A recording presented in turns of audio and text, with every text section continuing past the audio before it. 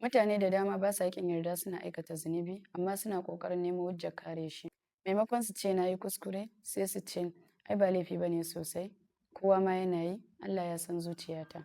Shin wannan hali yana kusantar da mu ga Allah subhanahu wataala ko yana nisanta mu daga gare shi? Manzo Allah sallallahu alaihi wasallam ya ce idan mutum ya aikata zunubi, wani bakin tabo yana bayyana a zuciyar shi. Idan ba mu goge shi da istighfari ba, tabon yana yawaita sai zuciya ta makance. Sai mu fara ganin haram kamar al'ada, mu kira ta da sunan yanci, mu manta da iyakokin Ubangiji. Muna amfani da rama Allah subhanahu wataala matsayin hujjar yin abin da ya hana. Amma gaskiyar rama tana ga komawa ga Ubangiji ba gujewa daga gare shi ba. Don haka ka daina neman hujja, ka fara tuba, kada ka ce zan gyara gobe. Sannan kada shi ɗan yaudare ka ce na yi nisa da yawa.